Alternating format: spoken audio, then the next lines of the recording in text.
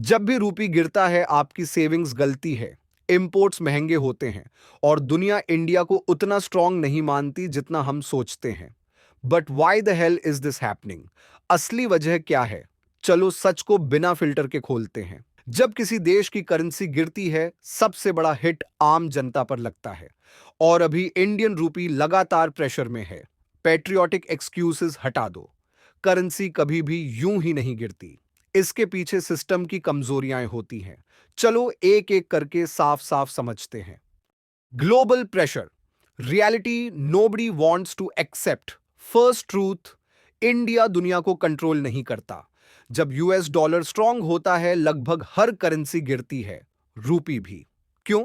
क्योंकि global trade, oil payments, big financial deals सब USD में होते हैं।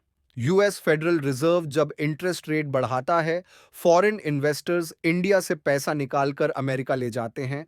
डॉलर चढ़ता है, रूपी गिरता है। Simple, harsh, universal. Import dependency, India's slow poison. India almost everything import करता है। Crude oil, electronics, machinery, chemicals, सब कुछ। जब देश इंपोर्ट ज्यादा करता है और एक्सपोर्ट कम, तो डॉलर की डिमांड स्काई हाई हो जाती है। तुम्हारा पेट्रोल, तुम्हारा मोबाइल, सब यूएस डॉलर में खरीदा जाता है। More USD demand shorts weaker INR.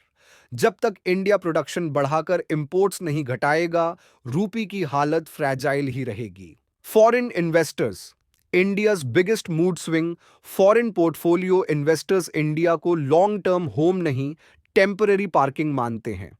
Market mood अच्छा, पैसा अंदर, थोड़ा भी रिस्क, पैसा बाहर। और जब वे बिलियंस ऑफ डॉलर्स निकाल लेते हैं, रूपी तुरंत गिर जाता है। बिटर ट्रूथ, हमारी इकोनॉमी अभी भी फॉरेन मनी पर हेविली डिपेंडेंट है। High oil prices, India's biggest Achilles heel. India अपने क्रूड ऑयल का 85% से ज्यादा इंपोर्ट करता है। अगर ग्लोबल ऑयल प्राइसेस बढ़ जाएं, इंडिया का इंपोर्ट बिल एक्सप्लोड हो जाता है। More import bill, more dollars needed, rupee weak. This weakness is permanent until India renewable और डोमेस्टिक प्रोडक्शन नहीं बढ़ाता। ट्रेड डेफिसिट, लगातार bleeding. Trade deficit simple language में वो गैप है जहां इंडिया खरीद ज्यादा करता है और बेचता कम। Massive trade deficit, hot rupee के ऊपर constant pressure.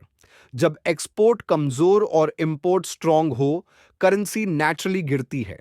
Domestic weak spots, problems inside the house. Inflation बढ़े, रुपी गिरता है। ग्रोथ स्लो डाउन, रुपी गिरता है। गवर्नमेंट बोरोइंग बढ़े, रुपी गिरता है।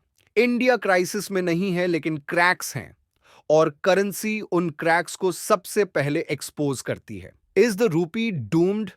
No, but don't fool yourself. जब तक इंडिया एक्सपोर्ट्स नहीं बढ़ाता, इंपोर्ट्स नहीं घटाता और स्टेबल इन्वेस्टमेंट्स नहीं लाता, रूपी धीरे धीरे गिरता ही रहेगा। यह स्ट्रक्चरल प्रॉब्लम है, टेम्परेरी नहीं। रूपी किसी एक विलन की वजह से नहीं गिरता, यह पूरे इकोनॉमिक स्ट्रक्चर की वीक पॉइंट्स का रिजल्ट है। और जब तक ये वीक पॉइंट्स ठीक नहीं होंगे, हर ग्लोबल शॉक, हर ऑयल क्राइसिस, हर इन्वेस्टर पैनिक रूपी को नीचे धकेलेगा। This is the truth, no politics, no drama, बस इकोनॉमिक्स।